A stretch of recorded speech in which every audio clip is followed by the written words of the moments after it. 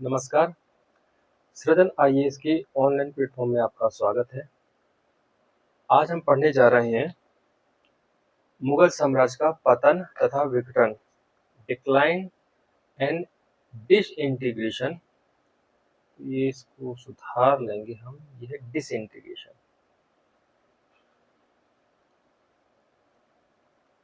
Disintegration of the Mughal empire. तो बात 3 मार्च 1707 की है। यह वह तारीख है जब औरंगजेब की मृत्यु हुई थी अहमदनगर में। तो उस समय उसके 3 पुत्र जीवित थे। 3 पुत्र कौन कौन से हैं? एक है मोहम्मद मुअज्जम था, मोहम्मद मुअज्जम।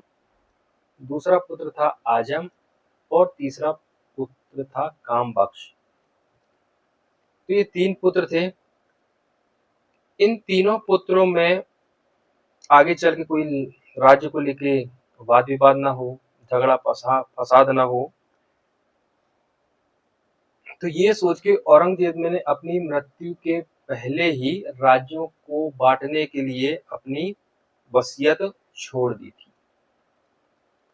वसीयत में इसने सबसे बड़ा जो पुत्र था मुअज्जम, मोहम्मद मुअज्जम, तो इसके नाम मुगल के कुल 12 सूबे थे, जिसकी राजधानी दिल्ली होती, ऐसा कुछ लिखा था वसीयत में औरंगजेब ने। दूसरा पुत्र था आजम। आजम के नाम में इसने मालवा हो गया, गुजरात हो गया, दक्कन दक्कन का क्षेत्र हो गया, तो और एक आगरा, ये इसके नाम कर दिए थे आजम। और बचा तीसरा पुत्र काम बख्श। काम बख्श या काम बख्श, इसके हिस्से में बीजापुर और हैदराबाद, ये इसने वसीयत में लिख दिया था कि इस तरह से बंटवारा मेरी मृत्यु के बाद होगा राज्य का। लेकिन उसके जो तीनों पुत्र थे उन्होंने छेड़ दिया उत्तराधिकार का युद्ध। उत्तराधिकार का युद्ध छेड़ दिया। तो सबसे बड़ा जो बेटा था मोहम्मद मुअज्जम, जिसे हम इतिहास में शाह आलम के नाम से भी जानते हैं,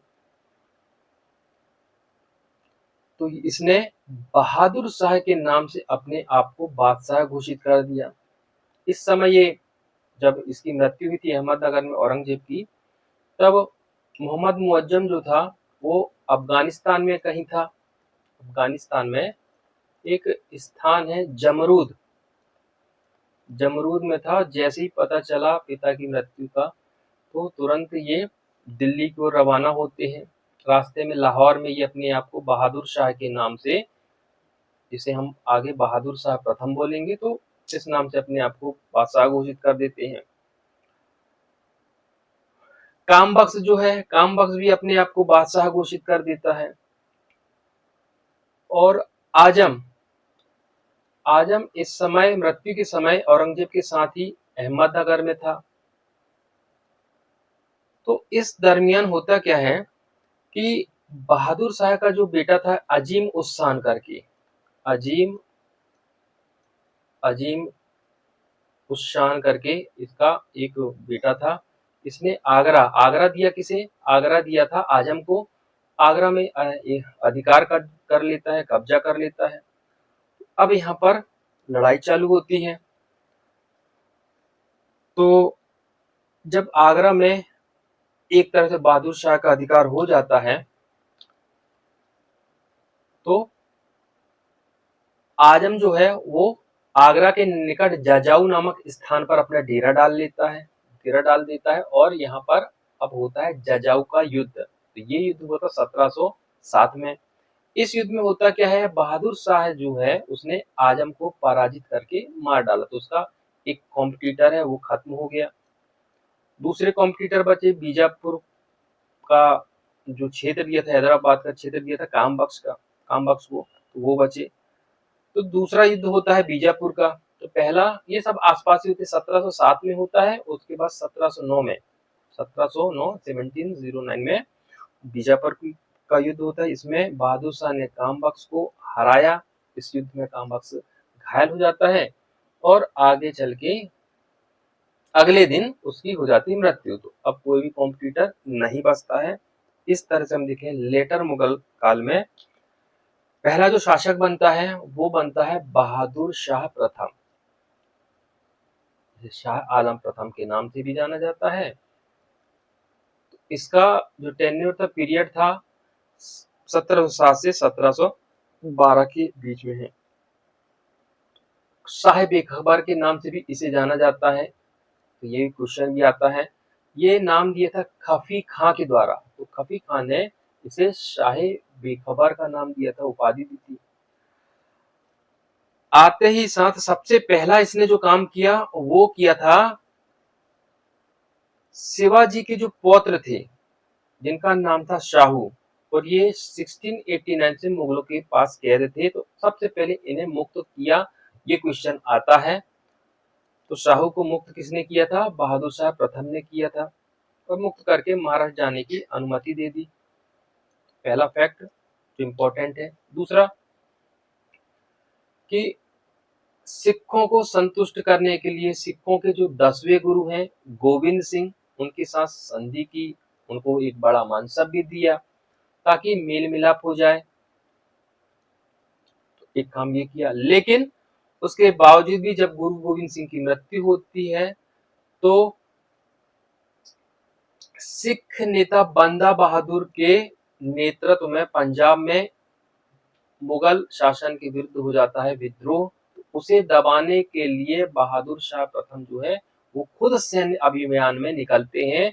यहाँ तक कि इस सैन्य अभियान में ही 1712 27 फरवरी 1712 को बहादुर शाह की मृत्यु भी हो जाती है। तो ये क्वेश्चन यदि आए तो याद रखें कि बंदा बहादुर ने किसके शासनकाल में विद्रोह जो है आरंभ किया था? तो ये बहादुर शाह के शासनकाल में। तो जाट सरदार चूड़ामन है, इन्होंने भी बंदा बहादुर के खिलाफ अभियान में बहादुर शाह का साथ दिया था, तो ये भी साथ में थे। सिडनी ओवेन इन्हीं के बारे में बोलते हैं कि यह अंतिम मुगल सम्राट था जिसके बारे में कुछ अच्छे शब्द कहे जा सकते हैं। उसके बाद तो फिर मुगल साम्राज्य का तेजी से पतन होता है, पूर्णतः एकदम नष्ट हो जाता है, राजनीतिक तुच्छता और शक्तिहीनता आ जाती। तो ये कोटेशन है सिडनी ओवन का। तो ये थी मुख्य बातें बहादुर शाह जफर के बारे में। अगला जो शासक है वो है जहादार शाह। तो बहादुर शाह के 4 पुत्र थे। एक था जहादार शाह, अजीम उस्सान, वही अजीम उस्सान जिसने आगरा पर अधिकार कर लिया था, कब्जा कर लिया था जब उसके पिता बहादुर शाह उर्फ मोहम्मद मुअज्जम जो है वो अफगानिस्तान के जमरूद नामक स्थान में थे। तो इन्होंने ही मोहम्मद आजम के आगरा पर अधिकार कर लिया था, और इसी वजह से हुआ था क्या, जजाऊ का युद्ध। यह अभी हमने देखा, तो वही अजम उस्सान, रफी उस्सान और जहान शाह, ये 4 थे। तो इनके मध्य भी उत्तराधिकार का युद्ध होता है।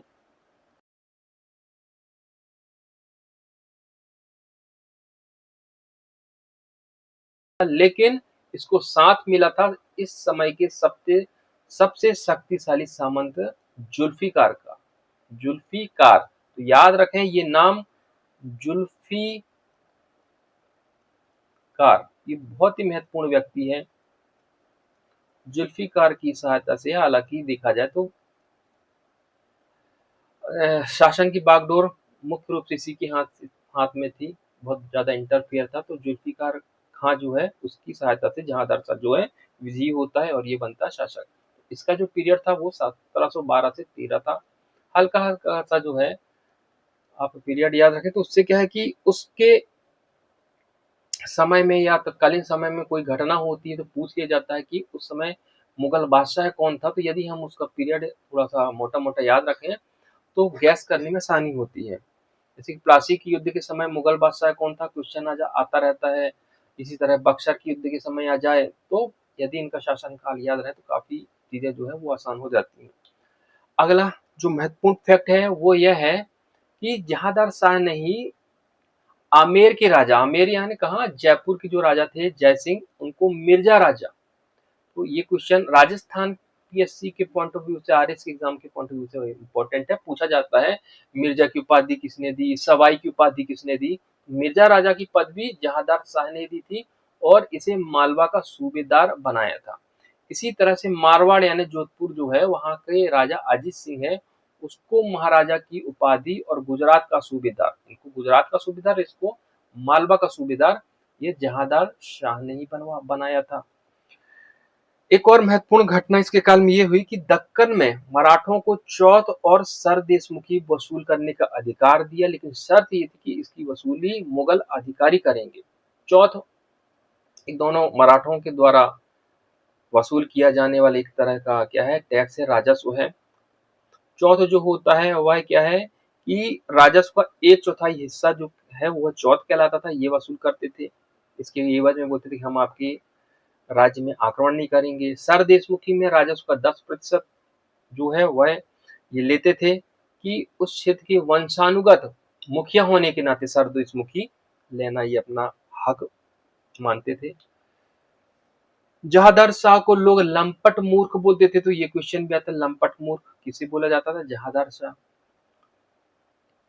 इसका संबंध एक लाल कुंवर नामक वैश्या या स्त्री से था, तो इस पर ये बहुत ज्यादा आसक्त था, मेहरबान था, उसके बहुत से रिश्तेदारों को इसने उच्च पदों पर नियुक्त किया था। इतनी बातें आपको याद रखनी होगी। अगला जो शासक है वह है फर्रुखसियार। फर्रुखसियार का काल है 13 से 19। तो अब यहाँ पर दो भाइयों की महत्वपूर्ण भूमिका जो है वो उभर के आती है, वो है अब्दुल्ला खां और हुसैन अली खां। अब्दुल्ला खां और हुसैन अली खां बारहा, बारहा नामक क्षेत्र है जहां से ये संबंधित थे, इसलिए बारहा बोला जाता था। तो अब्दुल्ला खां और हुसैन अली खां, इन दोनों को बोला जाता सैयद बंधु, सैयद ब्रदर्स बोला जाता था। तो फर्रुखसियर को मुगल सिंहासन दिलाने में इनका ही हाथ था, सहयोग था। इनको किंग मेकर बोला जाता है, किंग मेकर की उपाधि दी जाती थी। इन्होंने अपने शासन काल में छह छह मुगल शहजादों को बादशाह बनाया था, जिसमें से एक ये भी थे। तो अब्दुल्ला खां को फिर उन्होंने वजीर का पद यानी प्राइम मिनिस्टर, प्रधानमंत्री एक तरह से बोला जाए तो वो बना दिया, और कुतुबुल मुल्क की उपाधि दी। इसी तरह से हुसैन अली खां को अमीर उल उमरा उपाधि और मीर बख्शी यानी कमांडर इन चीफ, मतलब मुख्य सेनापति बना दिया था। तो मीर बख्शी बनाया हुसैन अली को, और अब्दुल्ला खां को वजीर बनाया इसने उसके एवज में।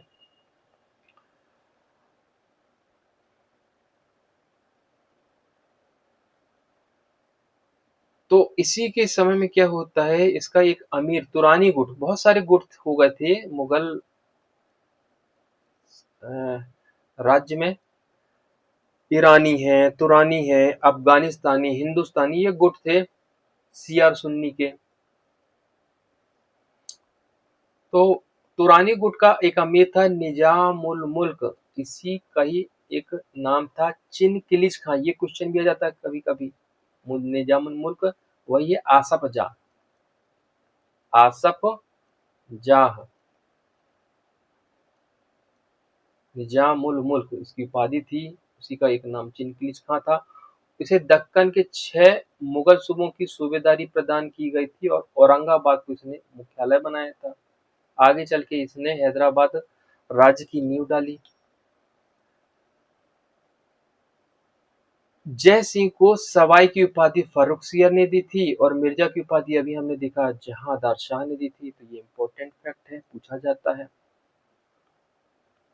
और इसी के समय में सिख नेता बंदा बहादुर, बहादुर शाह के समय में इन्होंने विद्रोह चालू किया था, और फर्रुखसियर के समय में विद्रोह का, बंदा बहादुर का जो है वो अंत हो गया था, हत्या कर दी गई थी 1716 में। तो ये क्वेश्चन भी पूछा जाता है, इंपॉर्टेंट फैक्ट है। फर्रुखसियर के समय में बंदा बहादुर की हत्या कर दी गई थी।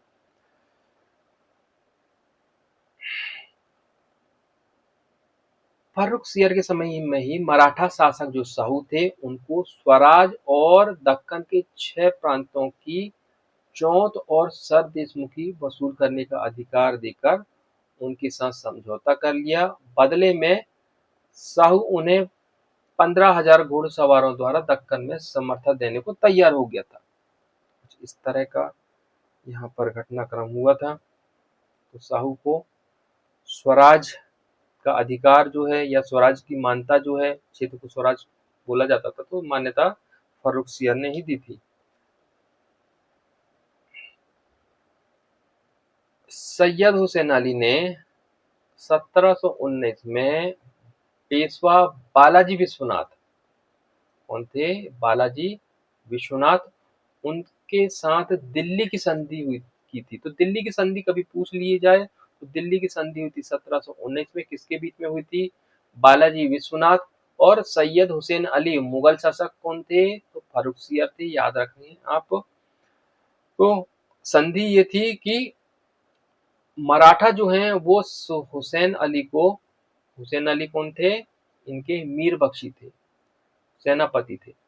तो सैन्य सहायता लेकर इन्होंने इसी संधि के तहत फर्रुखसियर को अपदस्थ कर दिया और अंधा बना दिया और 10 दिन बाद उसकी हत्या कर दी।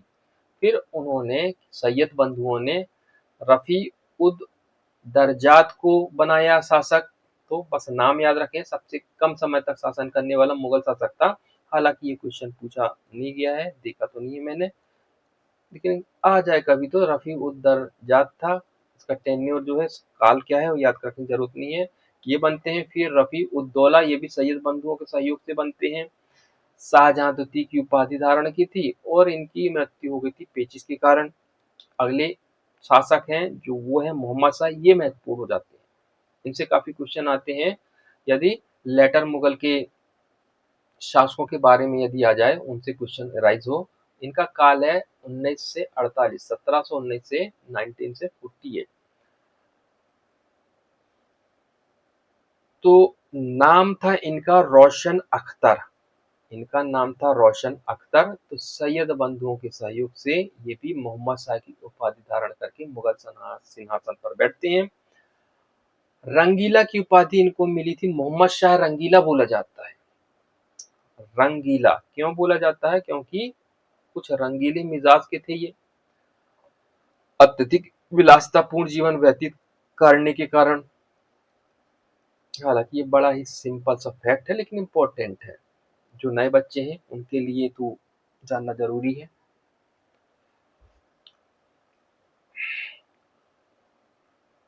और मोहम्मद शाह के समय में ही फिर सैयद बंधुओं का पतन भी होता है।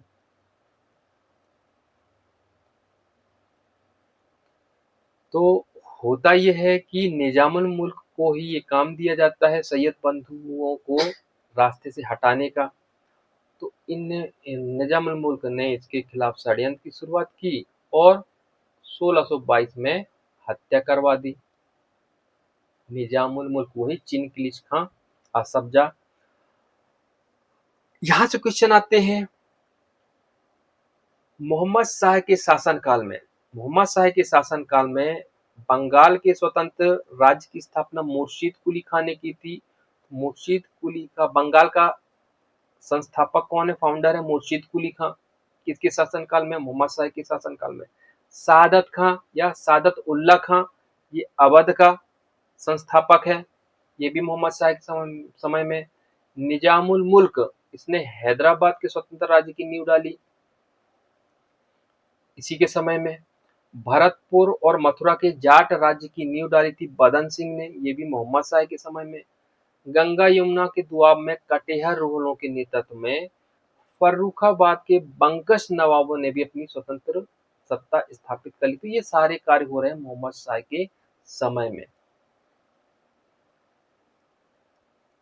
यहाँ तक कि बहुत से राजपूताना जो राज्य हैं उनकी स्थापना मोहम्मद शाह के समय में होती है। लगभग बहुत सारे जो राज्य थे स्वतंत्र हो गए थे मोहम्मद शाह के समय में।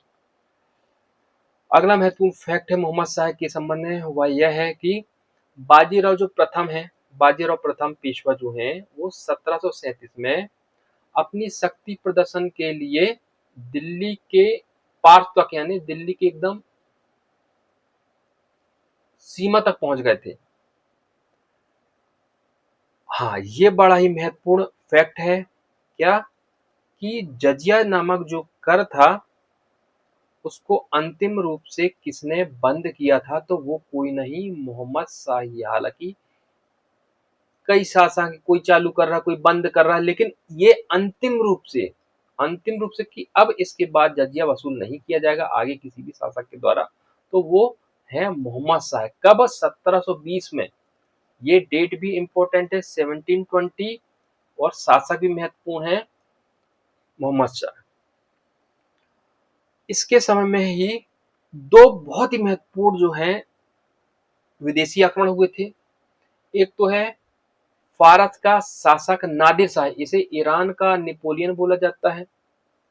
तो इसने 1739 में जो है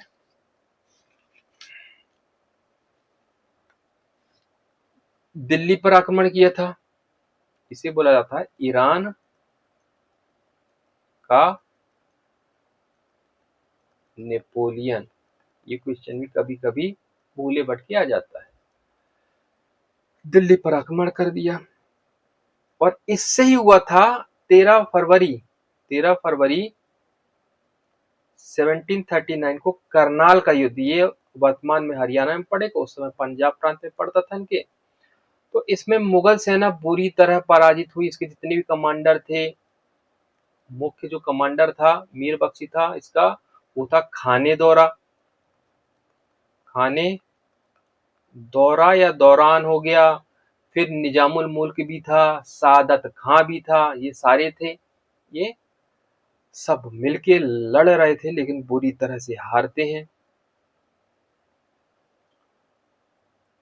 तो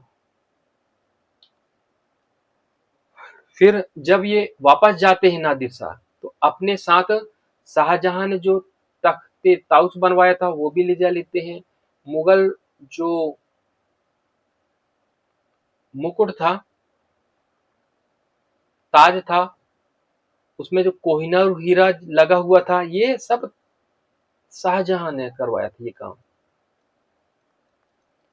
तो इसको साथ में ले गया, और मोहम्मद शाह के द्वारा बहुत सारी हिंदू संगीत पर प्रसिद्ध चित्रित फारसी पांडुलिपि थी, वो सारी चीजें अपने साथ ये ले गया।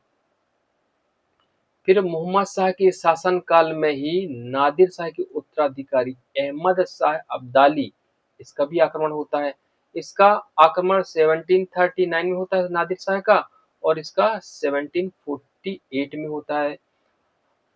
कुल इसने, अहमद शाह अब्दाली ने 7 आक्रमण किए हैं। शुरुआती आक्रमण असफल भी हुए थे, जैसे पहला आक्रमण जो था वो पंजाब प्रांत में हुआ था और ये असफल हो गया था। ऐसा नहीं है कि ये हमेशा जीता हुआ अब्दाली, हारा भी है।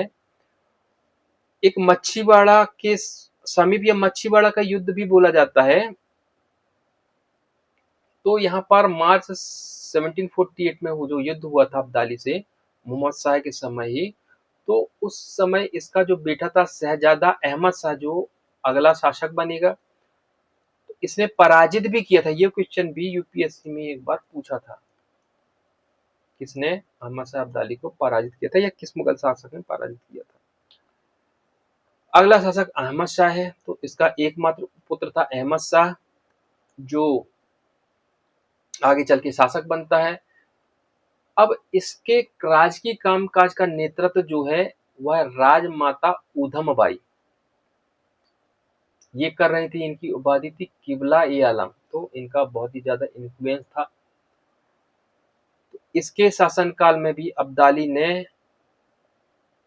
48 से 59 के बीच में कुल 5 बार आक्रमण किए।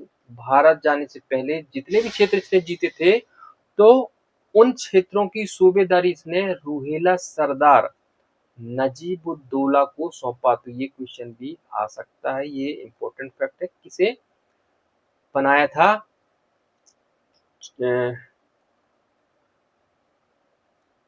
सरदार अपने जीते गए क्षेत्रों का, तो वो नजीबुद्दौला है। सफदरजंग को इन्होंने बनाया था, अहमद शाह ने क्या अपना वजीर बनाया था। लेकिन आगे चल के क्या करते हैं, मल्हार राव जो हैं मराठा सरदार, उनके सहयोग से गाजीउद्दीन इमादुल मुल्क, इनके सहयोग से गाजीउद्दीन इमादुल मुल्क ने सफदरजंग को अपदस्थ कर दिया और मुगल साम्राज्य का ये वजीर बन गया। और इसी गाजीउद्दीन इमादुल मुल्क ने अहमद शाह को आगे चल के गद्दी से हटा दिया, अंधा बनाकर जेल में डाल दिया और जहांदार शाह के पुत्र आलमगीर द्वितीय को गद्दी पर बैठा दिया। इतना काम इन्होंने किया जहांदार शाह के पुत्र को। तो इमादुल मुल्क ने अहमद शाह को गद्दी से हटाया और आलमगीर द्वितीय को बैठाला। आगे चल के खुद आलमगीर द्वितीय की भी हत्या करवा दी, किसने, इमादुल मुल्क, गाजीउद्दीन इमादुल मुल्क। तो ये भी इंपॉर्टेंट कैरेक्टर है। अगले शासक वही आलमगीर द्वितीय, तो ये गाजीउद्दीन इमादुल मुल्क की कठपुतली शासक था। आप ये याद रखें, प्लासी का युद्ध किसके समय में हुआ था, प्लासी का युद्ध आलमगीर द्वितीय के समय में ही हुआ था। अगले जो शासक हैं वह है शाहजहां तृतीय, इनका काल 1758 से 59 है। तो आलमगीर द्वितीय की हत्या के समय अली गौहर जो था, इसका स्वाभाविक रूप से जो शासक बनना चाहिए था वो बनना चाहिए था आलमगीर द्वितीय के पुत्र को, लेकिन उसका पुत्र अली गौहर जो था वो बिहार में था। लेकिन बिहार में इसने अपने आप को शाह आलम द्वितीय के नाम से बादशाह घोषित कर दिया। लेकिन होता क्या है यहाँ पर कि दिल्ली में शासक कौन बनता है, दिल्ली में बनता है शाहजहां तृतीय। तो बनाता किसने है, बनाया किसने, इमादुल मुल्क ने बनाया था। इमादुल मुल्क ने कामबख्श का एक पौत्र था मुही उल मिल्लर, याद रहे तो ठीक, ना रहे तो कोई बात नहीं। तो इसने ही इसको शाहजहां तृतीय के नाम से सिंहासन पर बैठा दिया। तो इस समय क्या है कि मुगल साम्राज्य के दो बादशाह हो गए थे, दो अलग अलग स्थानों में। बिहार में हो गए अली गौहर जो कि शाह आलम द्वितीय के नाम से, लेकिन दिल्ली में हो गए थे शाहजहां तृतीय। फिर अगले शाह आलम द्वितीय विधिवत शासक बनते हैं। इनका नाम हमने देखा क्या था, अली गौहर ही था। पानीपत का युद्ध किसके समय हुआ था, तो याद रखें 1761 में हुआ था पानीपत का तृतीय युद्ध, आगे हम पढ़ेंगे। तो ये युद्ध शाह आलम द्वितीय के समय में हुआ था। और एक बहुत ही महत्वपूर्ण युद्ध था बक्सर का युद्ध, 1764 में हुआ था बंगाल में, बंगाल के शासक से। तो बक्सर का युद्ध और पानीपत का तृतीय युद्ध, ये दोनों युद्ध शाह आलम द्वितीय के शासनकाल में। शाह आलम द्वितीय ने ही क्लाइव को बंगाल, बिहार और उड़ीसा की दीवानी दी थी, ये क्वेश्चन पूछा जाता है। अब इन्होंने भी अपना संरक्षण समय समय पर बदला है। जैसे कि 1765 से 72 तक ये अंग्रेजों के संरक्षण में रहे। कहाँ, इलाहाबाद में रहे। बक्सर के युद्ध के बाद, बक्सर का युद्ध में एक अंग्रेजों के विरुद्ध ये भी थे, शाह आलम द्वितीय भी थे। इलाहाबाद की संधि हुई थी, तो बाद में देखेंगे। तो इलाहाबाद में रहा 72 तक अंग्रेजों के संरक्षण में। 1772 में मराठा सरदार जो थे महादजी सिंधिया, इन्होंने इनको दिल्ली पहुंचाया और दिल्ली के सिंहासन पर बैठाला और 1803 तक ये मराठाओं के संरक्षण में रहे। फिर इसके बाद संरक्षण बदल जाता है। होता क्या है कि 1803 में अंग्रेज सेनापति थे लेक, इन्होंने मराठा सरदार थे दौलत राव सिंधिया उस समय, तो उनको पराजित कर दिया और शाह आलम द्वितीय ने इस समय से अंग्रेजों का संरक्षण स्वीकार कर लिया। तो 1803 से माना जाता है कि दिल्ली पर अंग्रेजों का अधिकार हो गया। 1803 में अधिकार हो गया और मुगल सम्राट अंग्रेजों का पेंशनर बन के रह गया था। तो एक रूहेला सरदार थे, रुहेलखंड के रूहेला सरदार, जिनका नाम था गुलाम कादिर। गुलाम कादिर ने शाह आलम द्वितीय को अंधा बना दिया था और आगे चल के इनकी हत्या भी हो गई थी। इस तरह से इनका अंत हो गया। अगली महत्वपूर्ण जो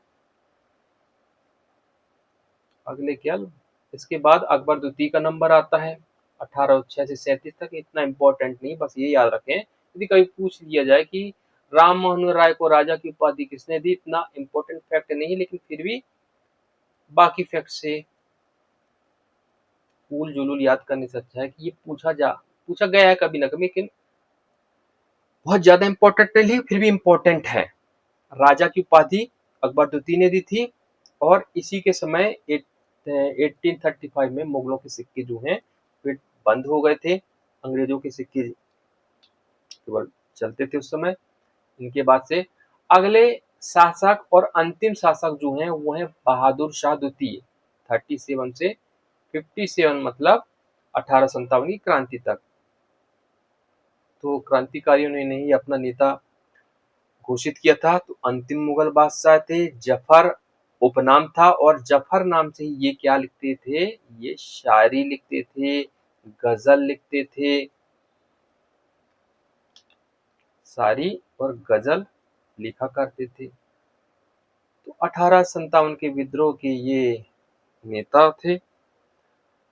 विद्रोह के बाद इन्हें बंदी बना लिया गया, लेकिन कानूनी रूप से मुगल साम्राज्य का जो अंत हुआ था वो हुआ था 1 नवंबर 1858 को, जब महारानी विक्टोरिया ने एक घोषणा पत्र जारी किया था। तो उसके द्वारा मुगल शासन का अंत हो जाता है।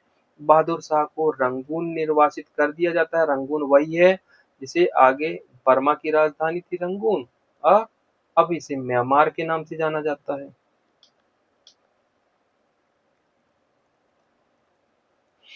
1862 में मृत्यु हो गई, और मैंने बता ही दिया कि गजल लेखक थे बहुत ही अच्छे।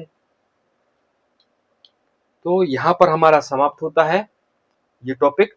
तो जितने भी इम्पोर्टेंट फैक्ट थे वो मैंने आपको बता दिए।